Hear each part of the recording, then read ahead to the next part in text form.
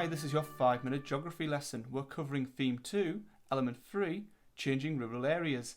Date and title and down in those books. I'm Mr. S and I'll be your 5-minute teacher.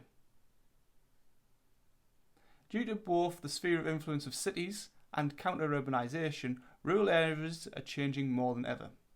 There's less of a need for many of the services that were once traditionally found in these rural settlements, and technology has assisted in the transformation, making it a lot easier for people to commute to work and allowing people to access services online.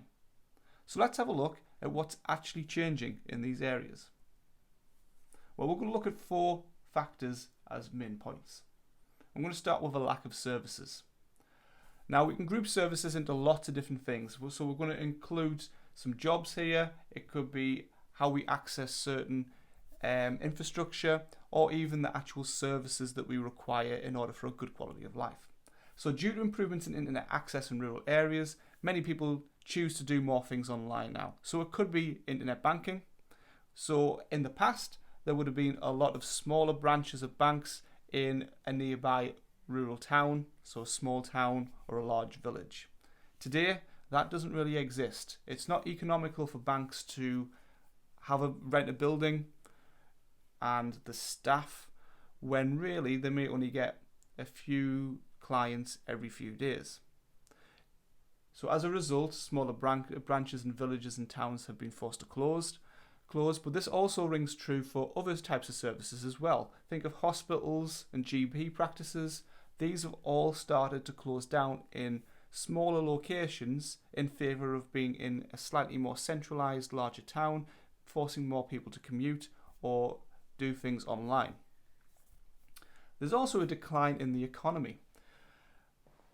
With quick access to urban areas, we've got improved road networks, more access to cars.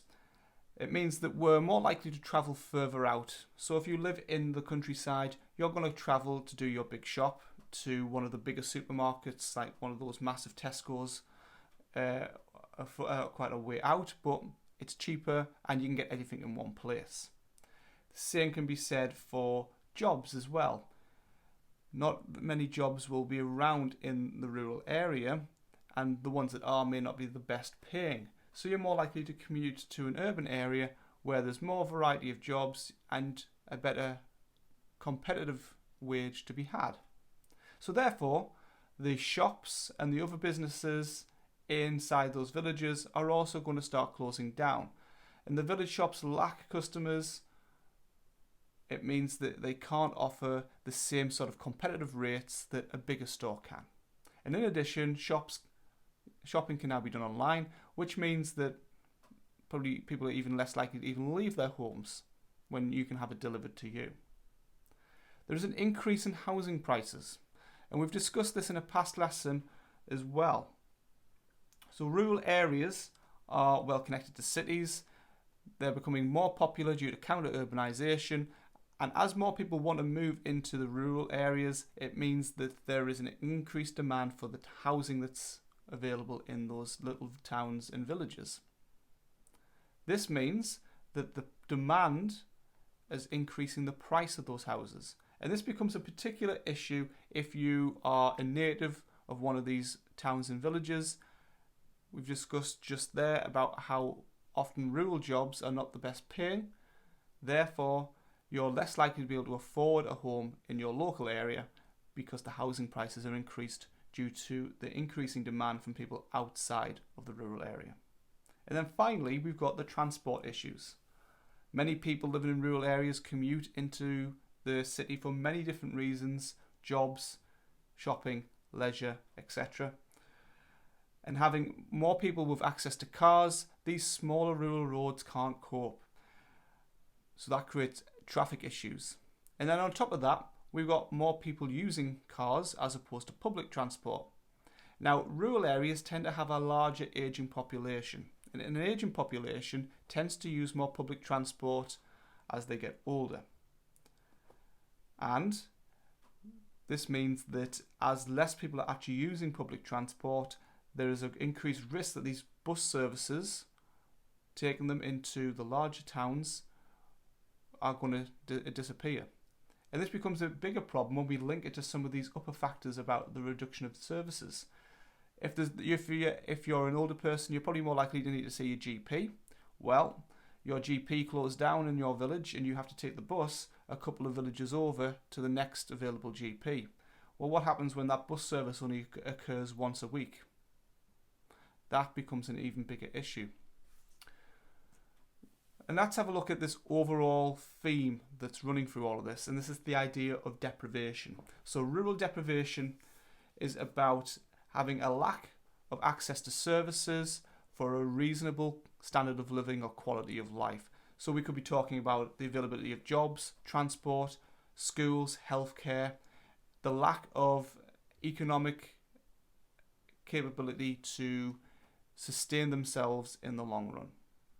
And this is linked to something called the negative multiplier effect. So this is the idea that one effect, one impact, can have many other impacts in addition. And it creates something called a spiral of deprivation. So it gets worse and worse as time goes on. So I'm going to give you an example here to show you what I mean. So let's take that idea of a lack of jobs in rural areas. So if there's a lack of employment in a rural area, the younger workers are going to move out of the rural areas to find jobs. So that means that they're going to move to the city, into urban areas. Better paying jobs and more availability of those jobs as well. Well, that in itself is now going to have an impact. And that means that there are now fewer people in the rural area that are using the shops and using the services in that area. Which means that these shops that are relying on these workers to buy things in them are going to have to close down because they're not earning much money anymore.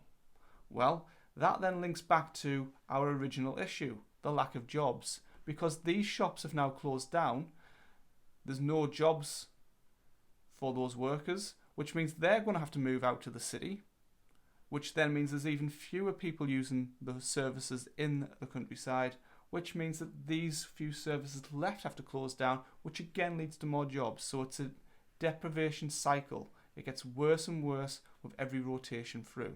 Now this is a very simplified version. In reality, there would be lots of little arrows coming out from the sides. There'd be more than one factor as well. So a lack of jobs would also link to schools and healthcare and everything else.